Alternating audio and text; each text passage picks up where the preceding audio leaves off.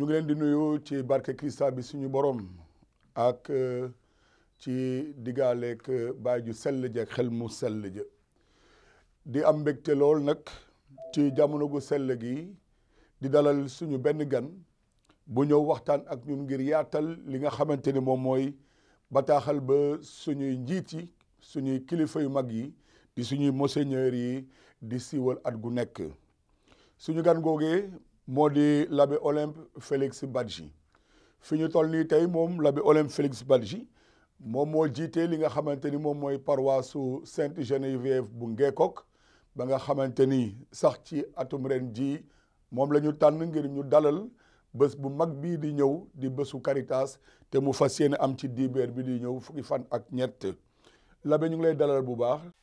Jërëjëf l'abbé Alphonse Biram.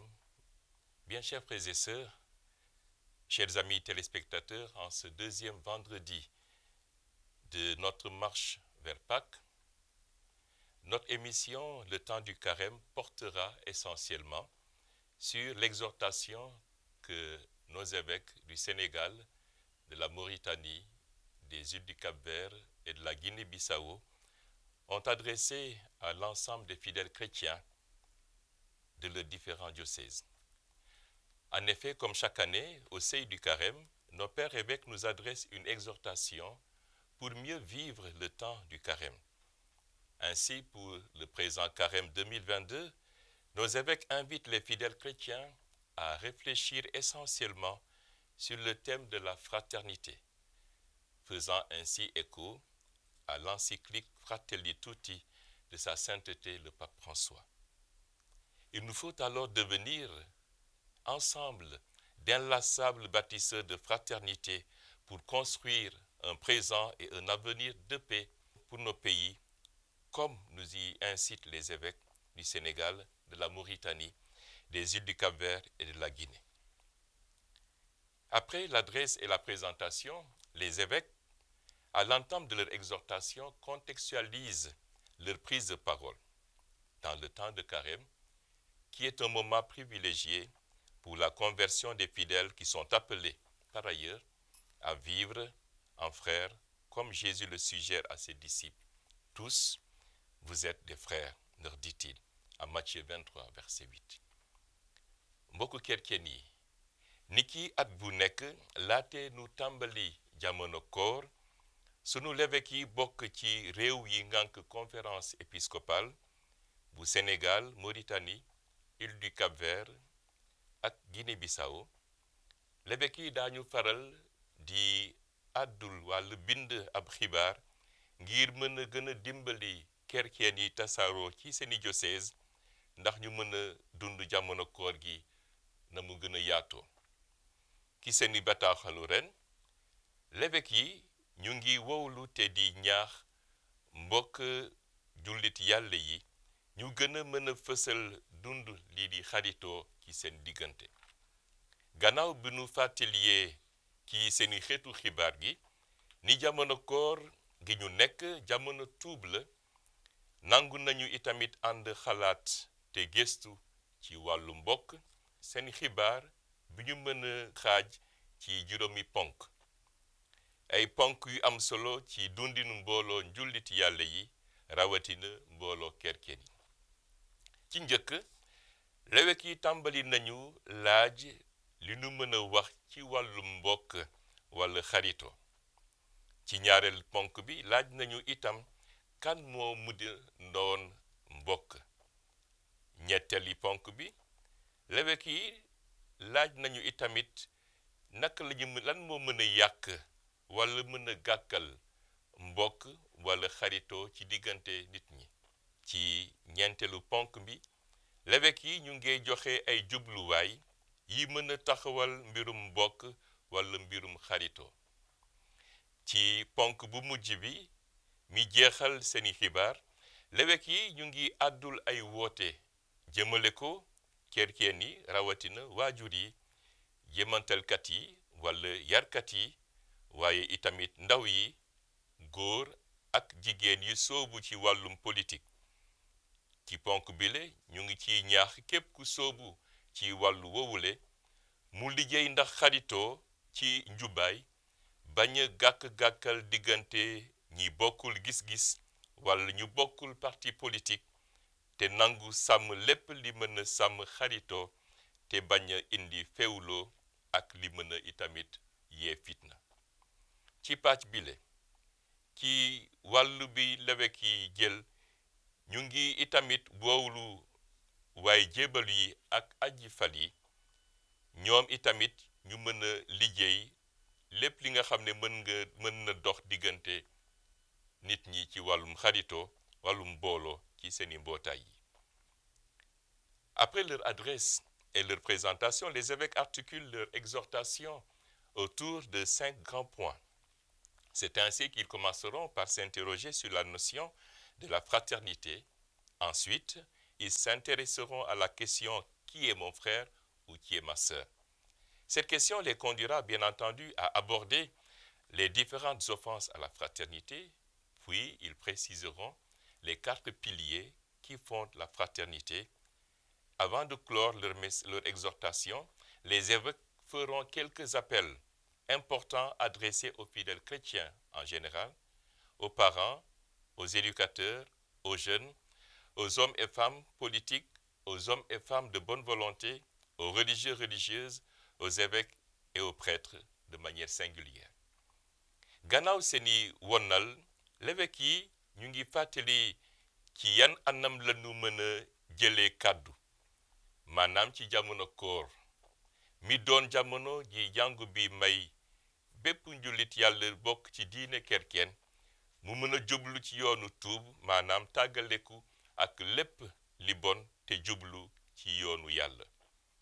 La question comment à ne pas saluer nos efforts et sacrifices de chaque jour pour bâtir des pays où il fait bon vivre et une église plus belle parce que plus fraternelle est donc une reconnaissance des évêques de la qualité de vie dont font montre les laïcs chrétiens.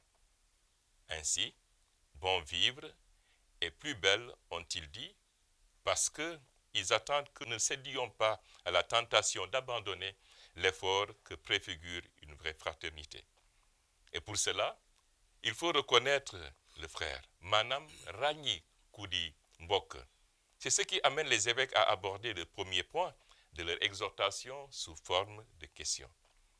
Que faut-il entendre par Manam lan la ñu mën a dégg wala jàngat ci wàllu mbokk mag wala rakk?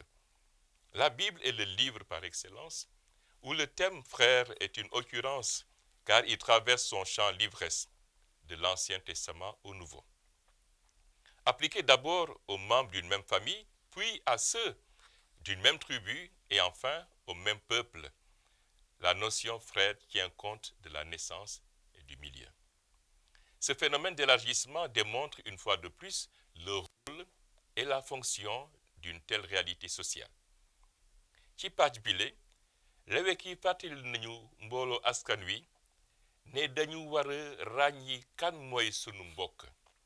ci téere yu sell yi ci jëpp yoon ñu ngi kiy wax li ci jëm. ci gis-gisu l'évêque yi mbokk di ci deret rekk yem ci waaye képp nit ki yàlla teg ci say tànk ki le doon na mbokk ci yow. Yeesu ci wàllu boppam bañ ko laajee bañ ko ne say mbokk ñu ngi lay seet mu ne kan moo di sama mbokk xanaa kii di déglu baatum yàlla te di ko dund. Chers frères et sœurs, relevant plusieurs comportements et attitudes qui fragilisent et blessent la fraternité au sein de notre société, les évêques nous rappellent que nous sommes tous frères et sœurs. lii mooy woote wu l'évêque yi maanaam fàttali ni ñun ñëpp ay mbokk lañu. mbokk ni ñu ko waxee du ci deret waaye képp nit ki nga xam ne yàlla teg na ko ci sa wet.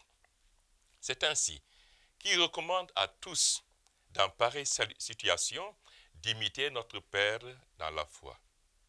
Abraham nous balise ainsi un chemin d'apaisement et de règlement de conflits par le dialogue. En effet, quand des disputes éclatèrent entre ses bergers et ceux de Lot pour une question de terre, Abraham joua la carte de l'apaisement, précisent les évêques, en se référant au livre de la Genèse, au chapitre 13, verset 8. ci wàllum royukaay sunu l'évêque yi may nañu ñu mën a roy ci sunu maam ci ngëm gi mu di Abraham.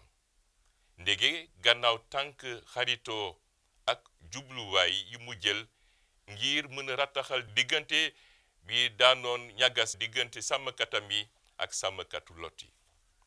Toujours dans ce même registre, il nous est donc donné d'imiter aussi l'exemple d'Ésaü, qui nous ouvre le chemin du dépassement et de la réconciliation. Malgré la trahison, il accepte en signe de réconciliation et de communion retrouvée un don de la part de son frère. Le dernier exemple qui nous est proposé est celui de Joseph, un des 12 fils de Jacob qui aplanit le chemin du pardon. En effet, vendu comme esclave par ses frères jaloux de lui, Joseph leur pardonne et les sauve de la famine et de la misère, lisons-nous dans le livre de la Genèse au chapitre 5, versets 1 à 8. Chers amis, ce sont ces exemples que nous avons essayé de suivre dernièrement, suite aux propos que nous pouvons considérer comme offensants, blessants, voire blasphématoires, prononcés par l'imam Sall à l'endroit de la communauté chrétienne il y a de cela quelques jours. Toutefois, pour les chrétiens, la fraternité adamique et abrahamique se réalise en plénitude dans la fraternité en Christ, qui unit non seulement tous les baptisés, mais aussi tous les hommes en tant que premiers-nés d'une multitude de frères. Ces trois exemples illustrent le désir de Dieu d'amener les hommes à prendre une part active dans l'avènement d'une nouvelle humanité. De ces fautes, Dieu donne des signes avant-coureurs de la tenue d'une nouvelle alliance avec la grande fraternité christique. C'est ce qui clôt la trilogie de l'expression de la fraternité de l'humanité. Au légiste qui lui demande « Qui est mon prochain ?», Jésus répond par la parabole du bon samaritain que nous vous invitons à relire et à méditer pendant ce temps de carême. Luc 10, les versets 25 à 37. Kan moo di sama mbokk laaj bi lee la ñu l'évêque yi di laaj ci ñaareelu pàcc seen xibaar mu di laaj bu am solo mu di laaj bi nuy may ñu mën a fàttaliku léebaatu ba Yeesu léebaloon taalibeem yi rawatina feeñal ci ki di mbokk waa Samari mi dimbali woon kenn ki soxla woon dimbal ci moom. woote gi nu mel itamit may nañu mbokk yi ñu mën a jublu ci li l'évêque yi di santaane jaaree ko ci léebaatu bile ku nekk ci ñun war ngaa mën a seetee sa morom ni ki nga war a dimbali ki nga war a jàppale ki nga war a taxaw. Le pape François nous invite par ailleurs à un jeu de questions-réponses qui nous renvoie à nous-mêmes car personne ne peut prétendre répondre à la place de l'autre. ci léebaatu bi la bokk ci kan laa gën a mën a roy jikko ci kan laa gën a mën a niroo jikko ku ne ci ñun war ngaa mën a tontu ci laaju l'évêque yi rawatina ci jamono koor gi nu nekk.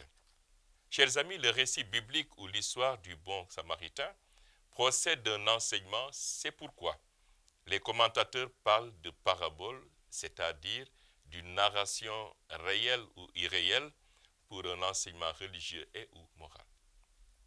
Mais si la proximité est vécue de façon inconditionnelle, la fraternité, quant à elle, est une réalité, une exigence dans la vie, puisqu'elle se sent dans la relation avec le voisinage.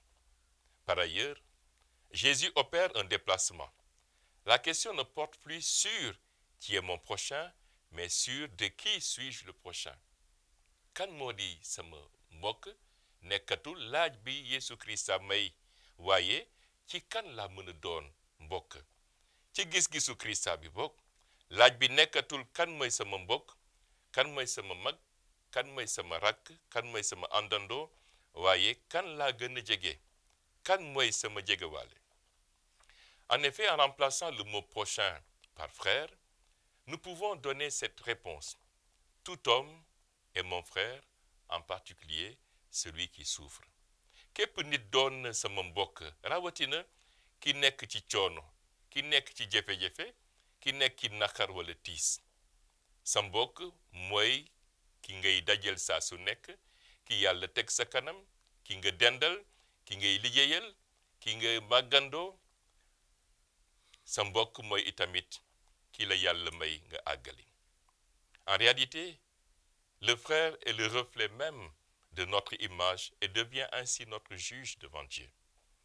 Et pour ne pas le voir condamné, Dieu lui propose un remède, l'amour qui devient un cadeau, un don pour l'homme qui ne passera jamais, car il veut vivre en harmonie avec lui et en harmonie avec Dieu.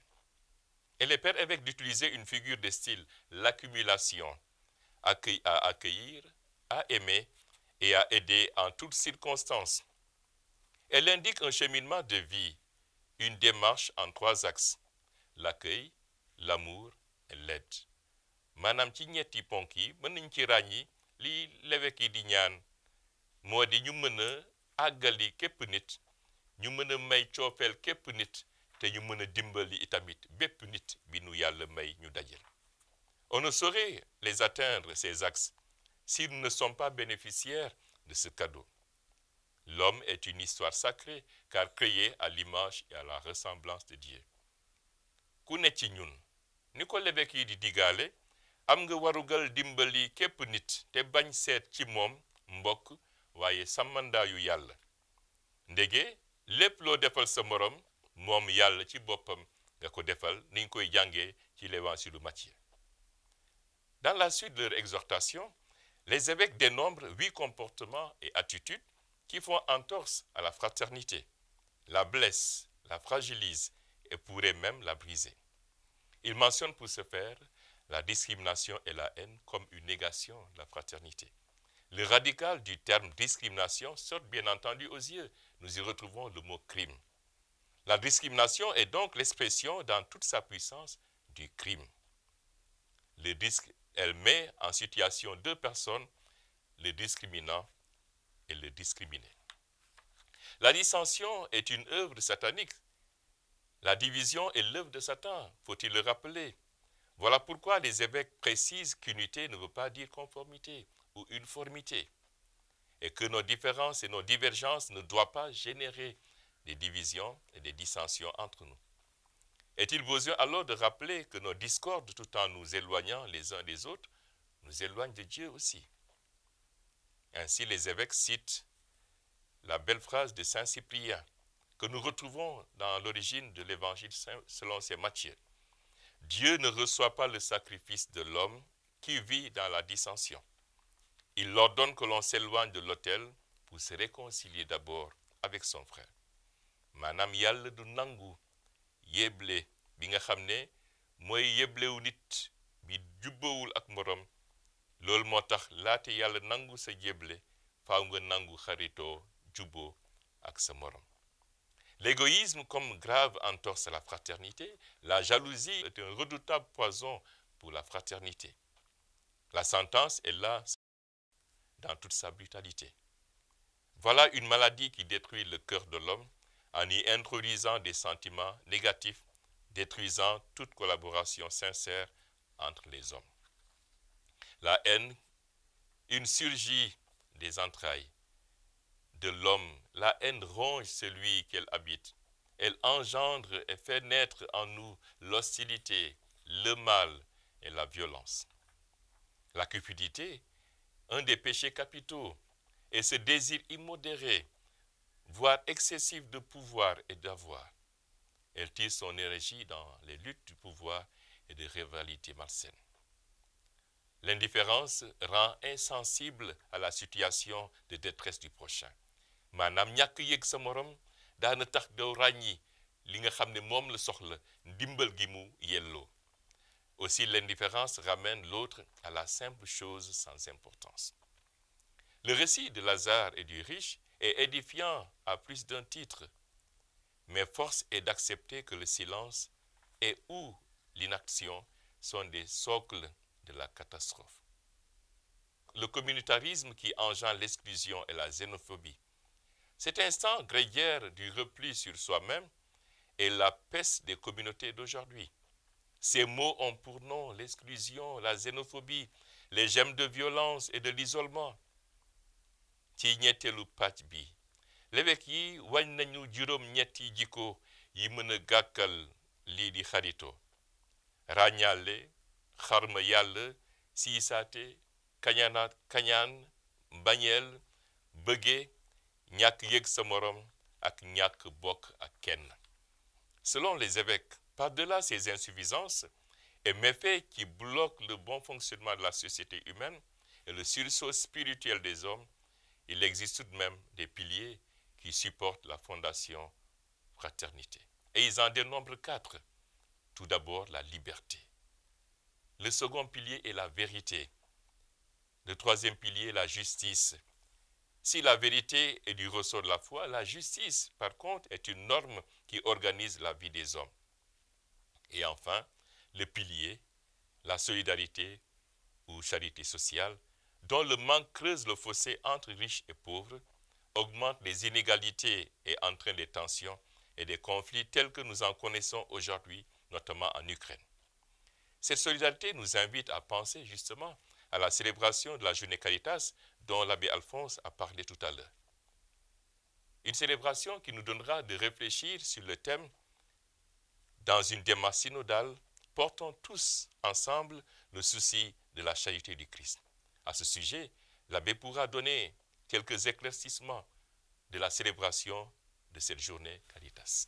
Comme ni ko l'abbé Olympe waxee at gu nekk ci ñaareelu dibeer ci jamono koor gi la ñuy amal lu ñuy oowee journée Caritas maanaam bés bi ñu gën a fësal li jëm ci wàllu jàppale Caritas bi Caritas paroissiale yi waaye tamit Caritas bi ci gën a mag mooy Caritasu diocèse bi ngir mu gën a feeñal liggéeyam waaye rawatina ngir ñun ci suñu bopp chrétien itamit ñu mën a dugal suñu loxo ci liggéey boobee looloo waral ci atum ren ji journée Caritas boobu dina amee ci quasi paroisse Sainte Geneviève ca Ngeekok fa nga xamante ni moom fa la ñuy oo ndaw Caritas yi nekk ci paroisse yi yëpp waaye itamit di gën a ñaax mbootaayu chrétien yi ñu gën a yëwén ci bés googu ndaxte ci bés googu la ñuy ekkati addiya bi nga xamante ni moom la ñuy jagleel Caritas bi ci addiya googu ñuy jagleel Caritas gi nag am na ay pàcc yoo xamante ni moom la ñu tëral ngir mën a jàppale liggéey bi pàcc bi ci gën a am doole nag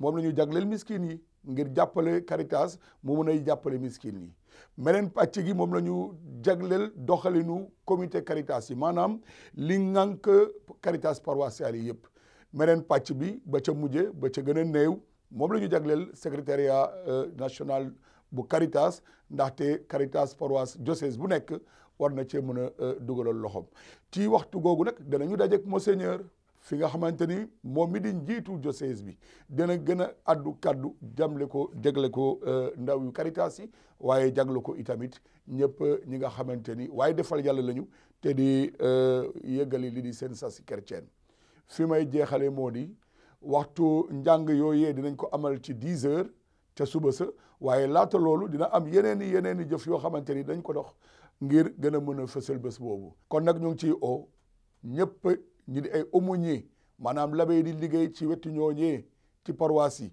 wala sœurs yi wala frères yi ñu fekk si bés googu ndaxte mooy bés bu mag bi nga xamante ni moo ñuy may ñu àndandoog suñu njiit suñu kilifay diine monseigneur Benjamin Ndiaye daal di koy dund ci doyenné wu Popenguine fee ca quasi paroisse Sainte Geneviève ca Ngeekok ñu ngi ciy oo ñëpp nag yàlla may ñu yegg seeg jàmm. woote bi dégg nañu ko nañu ànd fagaru ànd itamit fas yéene bokk bés bi ak ñëpp ñi nga xam ne daanuñu wuyu ji yàlla ci bërëbu Ngeko ndax ñu mën a ànd liggéeyal yàlla ci tool ga ñu nekk mu di jàngu bi ndax mën a jàppale miskin yi ni ko l'abbé Alphonse waxee. ci njeextal sunu waxtaanu tey ci mujtal l'évêque yi ñu ngi itamit woñ ay woote ñu lim ci juróomi ñaar. Force est de rappeler que les évêques se déclinent 7 appels. Ils rappellent tout d'abord que l'Église est une assemblée de frères et le secret d'une vie communautaire harmonieuse, c'est la communion, l'unité et la fraternité. maanaam ci woote bu njëkk bi l'évêque yi ñu ngi fàttali ni jàngu bi mbooloo àndandoo nekk mbokk ci biir te li ko mën na lal moo di déggoo bokk xol bennoo ak xarito. De cette réalité d'un corps vivant, les évêques invitent les fidèles laïcs à plus de disponibilité dans l'écoute de la parole de Dieu. Ci lu nu mel l'évêque yi ñu ngi woote ndax chrétien yi mën a gën a yaatal lii di déglu baatum yàlla rawatina ci jamono koor gi. Parlant de la famille, les évêques la considèrent comme la première église de Dieu. L'évêque yi ci ñaareelu pàcc bi ñu ngi fàttali ne njaboot moo di jàngu yàlla bu njëkk. looloo tax waajur yi war nañu mën a it mëtali te béy seen waar ci wàllu woowule. Après les parents et les éducateurs, les évêques interpellent la jeunesse, car celle-ci est le temps de l'apprentissage de la fraternité. L'évêque yi gannaaw ba nu sasee waajur yi ak yarkat yi ci li doon seen warugal ak seen wareef ci biir njaboot, ñu ngi woolu itamit ndaw yi ndax ñu mën a gën a sóobu ci jàng lii di xarito. Vérité vraie, en effet, on n'attend pas l'âge pour apprendre à être frère. maanaam amul waxtu ngir mën a jàng li mën a doon xarito. Les occasions ne manquent pas aux jeunes pour se retrouver et pour créer des liens solides. Maillon important dans la vie d'une nation, les évêques les invitent et les exhortent à se mettre au service des communautés et des pays en leur demandant de ne pas se laisser aller par les différences ni s'aliéner par le digital. Comme pour la jeunesse, les évêques parlant de politique terminent par une injonction forte: éduquez vos militants à la paix et à l'entente fraternelle. Les évêques poussent les acteurs politiques à cultiver l'amitié sociale et la justice au sein de la société au-delà des appartenances et ambitions politiques et à renoncer à toute incitation à la violence.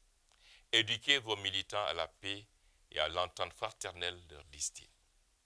La noblesse de la mission de la politique est dévoyée. Excellente façon de servir l'idéal par le biais de la promotion et la sauvegarde du bien commun. Elle est le champ, l'intérêt sordide. Et c'est pour, encore une fois, ils en appellent à la culture de l'amitié sociale et à la justice au sein de la société. En s'adressant enfin aux prêtres, à eux-mêmes et aux prêtres, après avoir interpellé les religieux religieuses, les évêques reconnaissent leur charge. Les pasteurs sont les guides et les modèles du troupeau. Et c'est pour cette raison qu'ils doivent prêcher par l'exemple en parole et en acte et imiter le bon pasteur qui est venu pour servir et non pour être servi et donner sa vie en rançon pour la multitude. L'envoi est sans équivoque. C'est dans la vie en harmonie qu'ensemble, ils répondront à l'appel du psalmiste: voyez qu'il est bon, qu'il est doux d'habiter en frères tous ensemble. Chers frères et sœurs, les appels des évêques rejoignent de quelque manière un appel du pape François, exhortant les fidèles à travailler, à bannir de leurs habitudes le commérage, mais aussi l'envie et la jalousie, car, dit-il, à l'intérieur du peuple de Dieu et dans les diverses communautés, que de guerre. Dans le quartier, sur les lieux de travail, que de guerre par envie et jalousie. Et aussi entre chrétiens. Voilà des mots qui blessent la communion entre nous. Voilà des mots qui blessent l'unité dans l'Église. Voilà des mots qui blessent la fraternité. Nañu ànd bokk ñaan Yàlla ci biir koor gi ñu nekk, gannaaw ba nu déggee wootewu l'évêque yi, ñu mën a ànd bànneexu ci lépp li Yàlla may ku nekk ci ñun ndax mu mën koo liggéey ngir xaritoo, déggoo, juboo, mën a ànd sàmm jàmm ci sunu réew, sàmm jàmm ci sunu communauté yi, sàmm jàmm ci sunu paroisse yi, sàmm jàmm itamit ci sunu njaboot yi. Loolu ñu ngi koy ñaan Yàlla jaare ko ci Mariama ndeyu Yàlla ju texe ji, moom mi nangu ànd ak doomam doon buuru jàmm ji. Yal na leen seeni ñaan gunge ku nekk ci ñun ndax ñu mën a doon ay sàmmkatu jàmm ci réew Sénégal. Amen. waa mbokk yi kon ñun ñoo ko déggandoo ci kàddu yu am solo yi nga xamante ni l'abbé Olem Félix Badji yëkkati na ko daal di ko roote rek ci ñaax gi ñu suñuy njiit monseigneur yi di ñuy ñaax ci wàllu koor gi lé maanaam ci tënk rek moo di kala di suñu mbokk làcc googu sukkandiku ni mu ko waxee ci benn làcc bi nga xamante ni làccoon nañ ko borom bi te jamonoom ñu ne kala di sama mbokk kala di sama jege ñaale ndegem ki ma bokkal geeñu la wala ki ma bokkal ngëm-ngëm wala ki ma bokkal jëm-jëm wala ki ma bokkal bëgge-bëgge kan na di sama mbokk bokk xamal nañu ko suñu monseigneur yi gën ñu koy xóotal mu yaatal ko suñu mbokk mooy kii yàlla sàkkat jële ko ca aadama mbokkoo mi jaar ci diggante diine yi mooy mbokkoo mi nga xamante ni jële nañ ko ci suñu yonente ga Ibrahima mi nga xamante ni moom la ñuy oowe baayu ngëm ga mi lëkkaloo yaawur ya lëkkaloo chrétien ya lëkkaloo itamit waaye l'islam ñu doon menn ci borom bi suñu yàlla